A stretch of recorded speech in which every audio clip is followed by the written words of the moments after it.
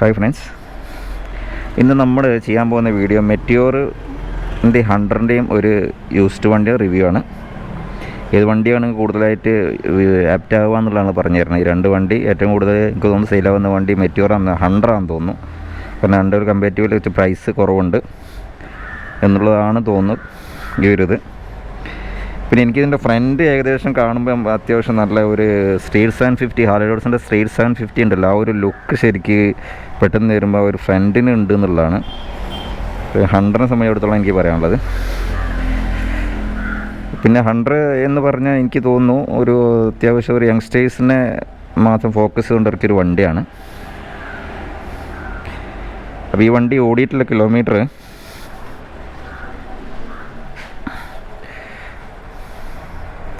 38,830 കിലോമീറ്ററാണ് വണ്ടി ഓടിയത്. നമുക്ക് ജസ്റ്റ് ഒന്ന് റൈഡ് ചെയ്തിട്ട് പറയാം കേട്ടോ. അപ്പോൾ എൻ്റെ ചാനൽ ആദ്യമായിട്ട് കാണുന്നു, സബ്സ്ക്രൈബ് ചെയ്യുക, ഷെയർ ചെയ്യുക. റോയൽ എൻഫീൽഡ് ബന്ധപ്പെട്ടുള്ള ഏതൊരു കാര്യത്തിന് നിങ്ങൾക്ക് ഈ ഒരു ചാനൽ സബ്സ്ക്രൈബ് ചെയ്ത് ചെയ്യാവുന്നതാണ്. മെക്കാനിക്കൽ പരമായിട്ട് റിവ്യൂ പരമായിട്ടും എല്ലാ കാര്യങ്ങളും royal Enfield A to Z ആണ് ഞാൻ ഇതൊന്നുകൊണ്ട് ഉദ്ദേശിക്കുന്നത്. എടുക്കുന്ന ആളുകൾക്കും വാങ്ങിക്കുന്ന ആളുകൾക്കും വാങ്ങിയ ആളുകൾക്കും ഉപയോഗിക്കുന്ന ആളുകൾക്കും പറയുന്ന കാര്യങ്ങൾ വീണ്ടും ആവർത്തിച്ച് പറഞ്ഞെന്ന് തോന്നുന്നു. അതുമാതിരി വർക്കെടുക്കുന്ന മെക്കാനിക്സിനും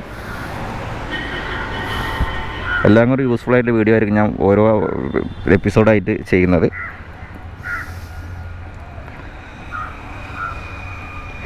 ഈ വണ്ടി ഓടിയിരിക്കുന്ന കിലോമീറ്റർ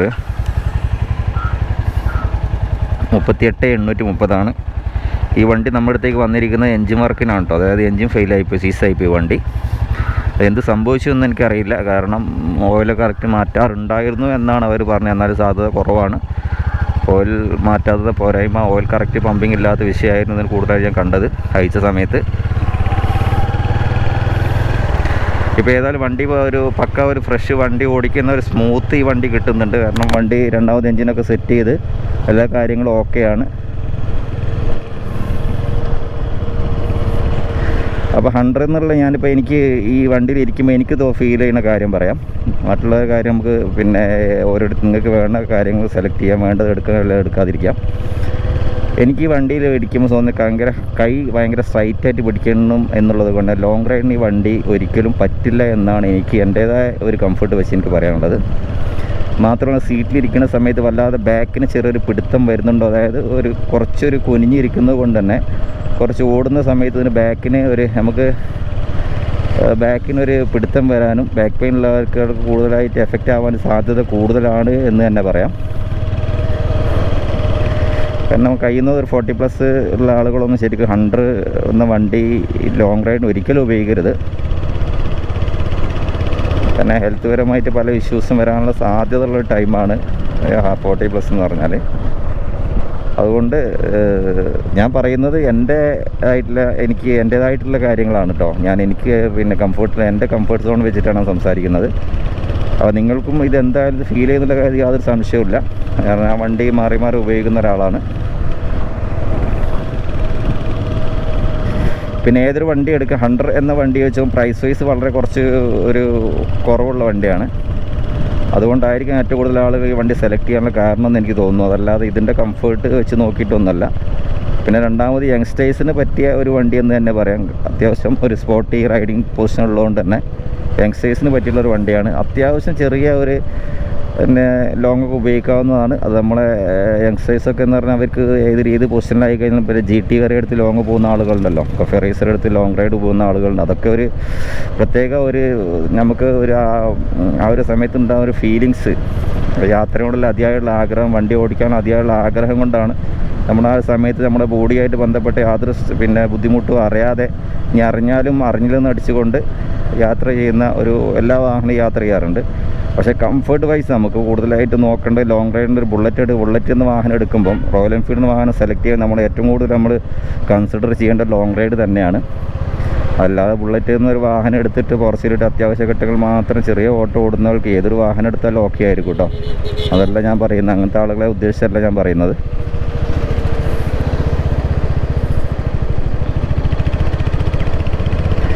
പിന്നെ പെർഫോമൻസ് വൈസ് നോക്കുകയാണെന്നുണ്ടെങ്കിൽ അത്യാവശ്യം നല്ലൊരു ലോ എൻഡ് ടോർക്ക് തരുന്ന വണ്ടിയാണ് ജേഴ്സീസിലെ എല്ലാ വാഹനങ്ങളും. അതേമാതിരി റീഫൈൻഡ് ആണ്, നല്ല പക്ക റീഫൈൻഡ് ആണ്. ബാക്കി വണ്ടികളെ സംഭരിച്ച് നോക്കുമ്പോൾ നല്ല റീഫൈൻഡാണ് എഞ്ചിന്. പക്ഷേ എഞ്ചിൻ്റെ ഭാഗത്ത് നിന്ന് യാതൊരു പഞ്ച് വണ്ടി ഓടിക്കുമ്പോൾ കിട്ടില്ല എന്നുള്ളതാണ് വാസ്തവം. കാരണം ബുള്ളറ്റ് ഓടിക്കുന്ന ഫീല് എന്ന് കിട്ടുമോ എന്ന് ചോദിച്ചു കഴിഞ്ഞാൽ CI എഞ്ചിന് UC എഞ്ചിനൊക്കെ ഓടിച്ചവർക്ക് ഇത് കിട്ടില്ല എന്ന് തന്നെ പറയാം. പക്ഷേ റോയൽ എൻഫീൽഡിൻ്റെ ബ്രാൻഡ് നെയിമിലുള്ള ഒരു റീഫൈൻഡ് എഞ്ചിൻ, മോഡേൺ എഞ്ചിനാണ് J സീരീസ് വരുന്നത്. പിന്നെ മെയിൻ്റനൻസ് ഉണ്ടാവുമോ എന്ന് ചോദിച്ചാൽ എത്രത്തോളം ഇലക്ട്രോണിക്സ് പാർട്സ് ഒരു വണ്ടിൻ്റെ മുകളിൽ വരുമോ അത്രത്തോളം നമുക്ക് മെയിൻ്റനൻസിന് ഭയപ്പെടേണ്ടത് തന്നെയാണ്. എന്തെങ്കിലുമൊക്കെ ഒരു വിഷയങ്ങൾ ഇടയ്ക്കിടയ്ക്ക് വന്നുകൊണ്ടേയിരിക്കും. ഇലക്ട്രോണിക്സാണ്, സെൻസറാണ്, നമ്മൾ ECM ആണ് കൺട്രോൾ ചെയ്യുന്നത്. അത് ഏത് വാഹനങ്ങളും ഓക്കെയാണ്. എന്നാലും കമ്പാരിറ്റീവ്ലി ബാക്കി ഏതൊരു ബ്രാൻഡ് വാഹനങ്ങളെ സംബന്ധിച്ചിടത്തോളം നോക്കുകയാണെങ്കിൽ ഏറ്റവും കമ്പാരിറ്റീവ്ലി നമുക്ക് മെയിൻ്റനൻസ് കുറവ് തന്നെയായിരിക്കും റോയൽ എൻഫീൽഡിൽ. പിന്നെ നമ്മൾ ഏറ്റവും കൂടുതൽ നമ്മൾ കൺസിഡർ ചെയ്യേണ്ട വേറൊരു കാര്യമുണ്ട്. നമ്മളൊരു വാഹനം എടുത്ത് ലോങ് റൈഡിന് പോവുക എന്നുണ്ടെങ്കിൽ ഏറ്റവും കൂടുതൽ പിന്നെ കൺസിഡർ ചെയ്യേണ്ടത് ഇതിൻ്റെ സ്പെയർ പാർട്സ് അവൈലബിലിറ്റിയും സർവീസ് അവൈലബിലിറ്റിയാണ്. അത് യാതൊരു കാര്യത്തിൽ സംശയിക്കേണ്ട റോയൽ എൻഫീൽഡ് നമ്പർ 1 തന്നെയാണ്. അതുകൊണ്ട് തന്നെയാണ് ഇപ്പോൾ ഈ വർഷത്തെ ഏറ്റവും ബെസ്റ്റ് സെല്ലിങ്, അതായത് എനിക്കൊന്ന് 40% കൂടുതൽ സെല്ലിംഗ് ആണ് റോയൽ എൻഫീൽഡ് വന്നിരിക്കുന്നത്. ഇപ്പം റോയൽ എൻഫീൽഡിനോട് ബന്ധപ്പെട്ട് മത്സരിക്കാൻ ഇറങ്ങിയിരിക്കുന്ന ഹോണ്ട, അതേമാതിരി ഒരുപാട് ബ്രാൻഡുകൾ, ബെൻലി, അങ്ങനെയുള്ള വാഹനങ്ങളൊക്കെ ആ ഒരു കാറ്റഗറി പക്ക ക്ലാസിക്, ഈ കാറ്റഗറി ശരിക്കും റോയൽ എൻഫീൽഡിൻ്റെ കോപ്പി അടിച്ച് വണ്ടി എടുക്കാൻ തന്നെ പറയും ഇവരൊക്കെ. ഇറക്കിയിട്ടുണ്ടെങ്കിൽ അവർക്കൊന്നും എവിടെയും ഇതിന് കോമ്പറ്റേറ്റീവ് ചെയ്ത് എവിടെ എത്താൻ കഴിയില്ല എന്ന് തന്നെയാണ് എനിക്ക് തോന്നുന്നത് കേട്ടോ. കാരണം റോയൽ എൻഫീൽഡ് അതിനനുസരിച്ച് അപ്ഗ്രേഡ് ചെയ്തുകൊണ്ട് മുന്നോട്ട് പോയിക്കൊണ്ടിരിക്കുക തന്നെയാണ്. പഴയ മാതിരി ഒരു വണ്ടി തന്നെ വെച്ചിട്ട് ഇവർ ഇങ്ങനെ കാലങ്ങളോളം വണ്ടി വിൽക്കുന്ന പഴയ ബുള്ളറ്റ് റോയൽ എൻഫീൽഡ് പിന്നെ CI എഞ്ചിനും UC എഞ്ചിൻ്റെ മാതിരി പോകാനുള്ള സാധ്യത വളരെ കുറവായിരിക്കും. അത്രയും കോമ്പറ്റേറ്റീവാണ് ഇപ്പോൾ വാഹനങ്ങളായിട്ടുള്ള നടക്കുന്നത്.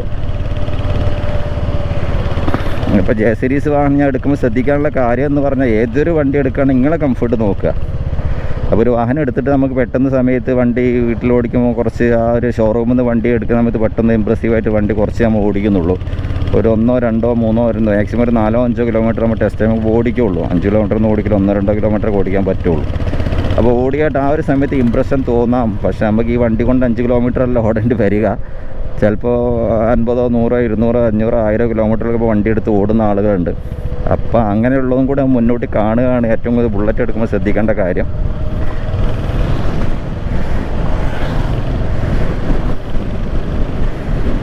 എനിക്ക് ഹണ്ടർ, ഈ ഒരു കാറ്റഗറി വരുന്ന വണ്ടി ഹണ്ടർ ആണെങ്കിലും ക്ലാസിക് ആണെങ്കിലും J സീരീസ് വരുന്ന ക്ലാസിക് ആണെങ്കിലൂടെ എന്നെ സംബന്ധിച്ചിടത്തോളം എനിക്ക് കംഫർട്ട് അല്ല കേട്ടോ.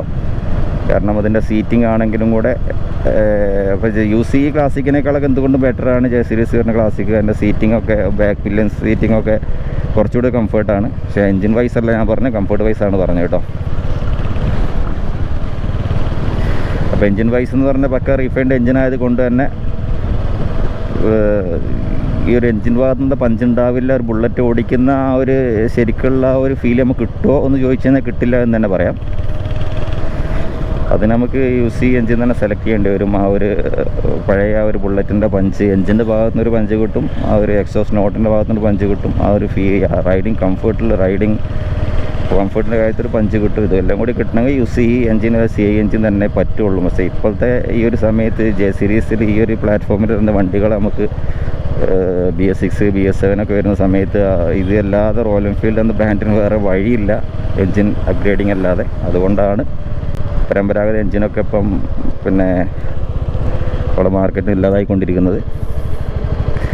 അപ്പോൾ J സീരീസ് എന്നതിൽ വരുമ്പം ഹണ്ടറിനെ കുറിച്ച് എനിക്ക് ഇത്ര ഇതാണ് പറയാനുള്ളത്.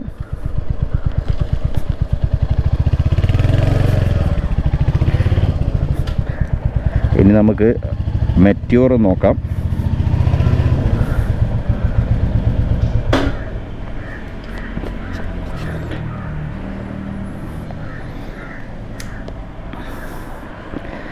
അപ്പോൾ ഇതാണ് മെറ്റ്യൂർ വരുന്നത്.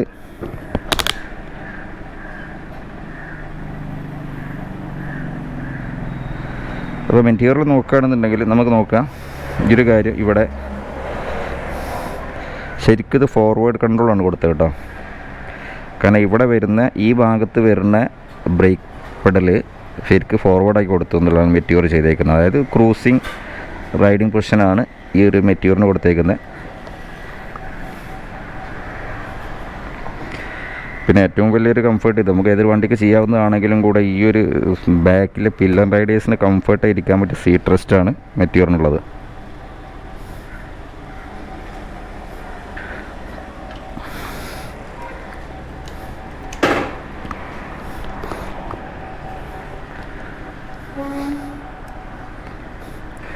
ഇത് നമ്മൾ റീസ്റ്റോറേഷൻ കഴിഞ്ഞ വണ്ടിയാണ് കേട്ടോ. ഇത് റീസ്റ്റോറേഷൻ എന്ന് പറഞ്ഞ കളർ ഇതെല്ലായിരുന്നു, സ്റ്റെൽത്ത് ബ്ലൂ ആയിരുന്നു കളറ്. ഇതിൻ്റെ കിലോമീറ്റർ നോക്കാം. 64,218 കിലോമീറ്റർ വണ്ടി ഓടിയിട്ടുണ്ട്. ഇപ്പം ഞാൻ നേരത്തെ ജെ സീരീസ് വന്ന വണ്ടി എൻജിൻ ഫെയിലായി എന്ന് പറയുന്നത് നമ്മൾ ശ്രദ്ധിക്കുക. ഏതൊരു വണ്ടി ഇപ്പോൾ എടുക്കുന്ന സമയത്ത് കറക്റ്റ്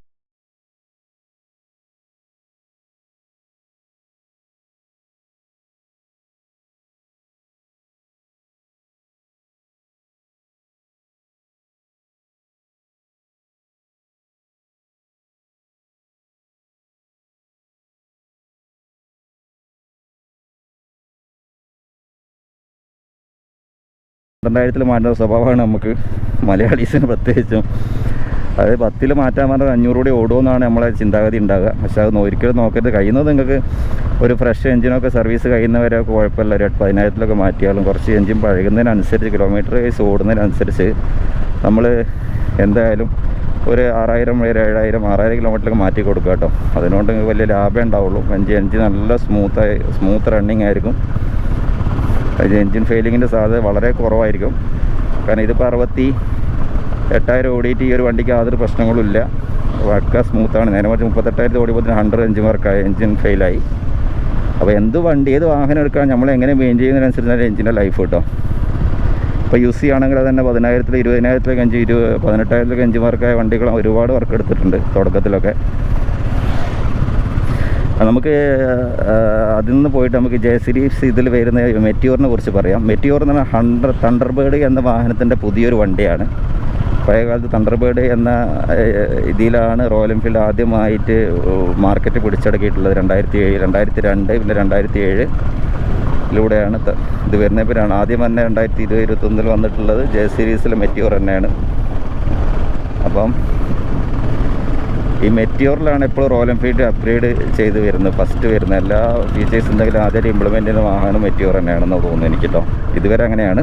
ഇനി അവിടെ നിന്ന് അങ്ങോട്ട് എങ്ങനെയെന്ന് പറയാൻ കഴിയില്ല. അപ്പോൾ എന്നെ സംബന്ധിച്ച് ഞാനിപ്പോൾ ഈ വണ്ടിയിൽ ഇരിക്കുന്നത് ഭയങ്കര റിലാക്സ് പൊസിഷനിലാണ്. അതായത് ബാക്കിന് യാതൊരു, നമ്മൾ ഇരുന്ന് കഴിഞ്ഞാൽ ബാക്ക് വശത്തിന് യാതൊരു സ്ട്രെയിനും ഫീൽ ചെയ്യുന്നില്ല. മാത്രമല്ല പിന്നെ സീറ്റിംഗ് ആണെങ്കിൽ നല്ല കുഷനിങ് ആണ്. പിന്നെ വരുന്നത് ഫോർവേഡ് കൺട്രോൾ ആയതുകൊണ്ട്, ഫോർവേഡ് കൺട്രോൾ എന്ന് പറഞ്ഞാൽ നമ്മളെ ബ്രേക്കും പിന്നെ ഗിയർ ഷിഫ്റ്റും കറക്റ്റ് മുട്ട് മടക്കി, ശരിക്കും ബാക്കോട്ട് കുറച്ച് മുട്ട് മടക്കി, പിന്നെ ബാക്കോട്ട് മടക്കിയിരിക്കുന്നവർ കുറച്ചുകൂടി മുന്നോട്ട് ആഞ്ഞിട്ടുള്ളൊരു പൊസിഷനാണ് ഇതിന് കൊടുത്തേക്കുന്നത് കേട്ടോ. അപ്പോൾ അതുകൊണ്ട് തന്നെ നമ്മൾ ഈസി ആയിട്ട് ഗിയർ ഷിഫ്റ്റിംഗ് നടക്കുന്നുണ്ട്. അതുപോലെ തന്നെ ഈ വാഹനം ക്രൂസിങ്ങിനും സിറ്റി റൈഡിങ്ങിനും ഒരുപോലെ പറ്റിയ വണ്ടിയാണ്. ഇപ്പോൾ തണ്ടർബേർഡിന് കുറച്ചൊരു ഹാൻഡിൽ ഒഴിവായത് ഹൈറ്റ് കൂടിയത് കൊണ്ട് തന്നെ ചെറിയൊരു സിറ്റി റൈഡിങ് ചെറിയ ബുദ്ധിമുട്ട് ചില ആൾക്കാർ പറഞ്ഞിരുന്നു. പക്ഷേ ഈ ഹാൻഡിൽ ബാർ ഹൈറ്റ് കൂടുന്നതനുസരിച്ച് ഹൈവേ ഡ്രൈവിങ്ങിന് അടിപൊളിയായിരിക്കും കേട്ടോ. അതായത് നമ്മളെ കൈയിൻ്റെ മുട്ട് എത്രത്തോളം നൂർത്തി വണ്ടി ഓടിക്കുന്നു അതിനനുസരിച്ച് നമുക്ക് അതിൻ്റെ ഒരു ബുദ്ധിമുട്ട് ഫീൽ ചെയ്യും. അതുമാതിരി കൈമുട്ട് നൂർത്താതെ മടക്കിയായിട്ട് റിലാക്സ് ആയിട്ട് ഇരുത്താണെന്നുണ്ടെങ്കിൽ നമുക്ക് യാതൊരു വേദനയും ഒരു സ്ഥലത്തും ഒരു കൈയിൻ്റെ ഒരു ഭാഗത്തും വേദന ഉണ്ടാവില്ല എത്ര ലോങ് ഓടിച്ചു കഴിഞ്ഞാലും. കാരണം എവിടെയും നമുക്ക് സ്ട്രെയിൻ ചെയ്തിട്ട് പിടിക്കേണ്ട ഒരു അവസ്ഥ വരുന്നില്ല. കൈയും ഫ്രീ ആയിരിക്കും, കാലും ഫ്രീ ആയിരിക്കും. നമുക്ക് പൊസിഷനിൽ ഇരുന്നിട്ട് നമ്മൾ ധൈര്യമായിട്ട് ലോങ് റൈഡ് ചെയ്യാം. അപ്പോൾ ഞാൻ പറഞ്ഞ മാതിരി തന്നെ ഏറ്റവും കൂടുതൽ എനിക്ക് തോന്നുന്നു ഏറ്റവും കൂടുതൽ ലോങ് റൈഡ് ചെയ്യുന്ന ആളുകൾ സെലക്ട് ചെയ്യുന്ന വാഹനവും റോയൽ എൻഫീൽഡ് ആവാനുള്ള കാരണവും അതിൻ്റെ കംഫേർട്ട് തന്നെയാണ്. അതിൽ യാതൊരു സംശയമില്ല. അതിനൊക്കെ ഉപരിയായിട്ട് ഇതിൻ്റെ സർവീസും, എവിടെ പോയി കഴിഞ്ഞാൽ ഇപ്പോൾ റോയൽ എൻഫീൽഡിൻ്റെ സർവീസ് ഉണ്ട്. അതേമാതിരി എവിടെ പോയി കഴിഞ്ഞാൽ റോയൽ എൻഫീൽഡിൻ്റെ സ്പെയറും കിട്ടും. എവിടെയും നമുക്ക് ബുദ്ധിമുട്ടായിട്ട് വണ്ടി ബ്രേക്ക് ഡൗൺ ആയി തന്നെ ബുദ്ധിമുട്ടായിട്ട് അവിടെ വണ്ടി ഇട്ടേച്ച് പോകേണ്ട ഒരു അവസ്ഥ വരില്ല. റോയൽ എൻഫീൽഡ് എടുത്ത് തന്നെ വണ്ടി ഓടിച്ച് തന്നെ തിരിച്ചു കൊണ്ടുവരാം എന്നുള്ളൊരു വിശ്വാസമുണ്ട്.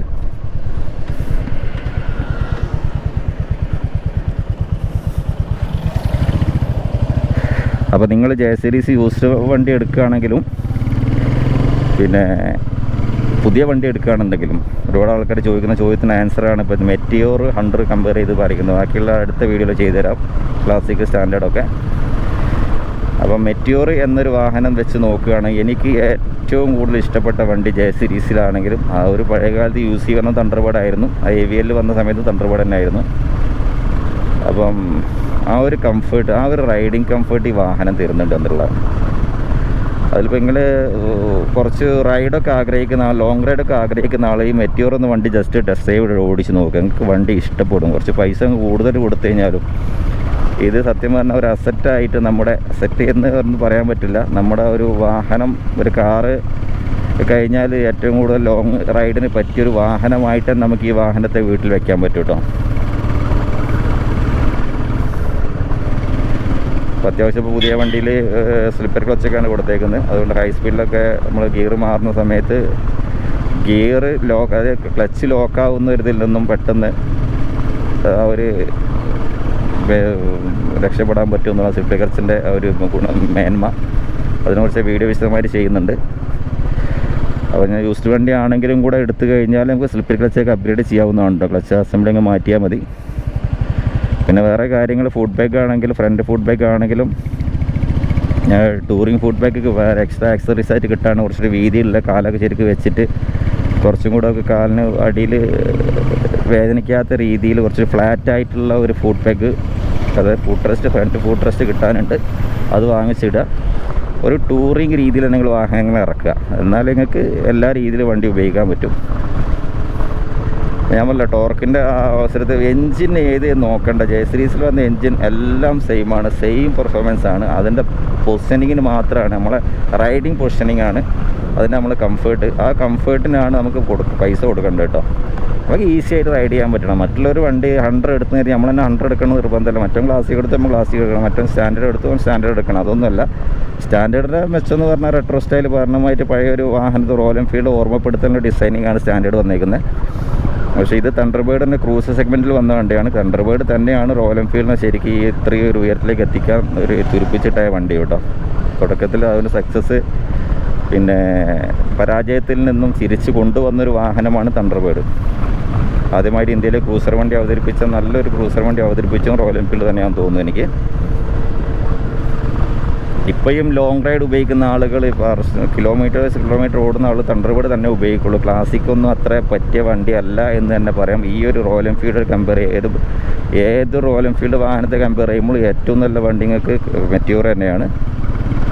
അപ്പോൾ ലോങ് പോകണോ, ലോങ് ആഗ്രഹിക്കുന്നുണ്ടോ, ലോങ് റൈഡ് മാത്രമാണ് നിങ്ങൾ ഉദ്ദേശിക്കുന്നതെങ്കിൽ ഒന്നും എനിക്ക് വേറൊരു ഓപ്ഷൻ കൂടെ പറയാനില്ല. അതിന് ആരോടൊന്നും ഒരു സംശയം ചോദിക്കേണ്ട. ജസ്റ്റ് പോയി ടെസ്റ്റ് ഡ്രൈവ് നടത്തിയ എല്ലാ വാഹനങ്ങളും ആ ഒരു വാഹനം എന്ന നിലക്ക് തണ്ടർബേർഡിൻ്റെ ഒരു ഇപ്പോഴത്തെ ന്യൂജൻ വാഹനം എന്ന നിലക്ക് റോയൽ എൻഫീൽഡിൻ്റെ മെറ്റിയോർ ഒരു അടിപൊളി വണ്ടിയാണ്, യാതൊരു സംശയമില്ല. അപ്പോൾ അടുത്തൊരു വീഡിയോ കാണാം. Thanks for watching.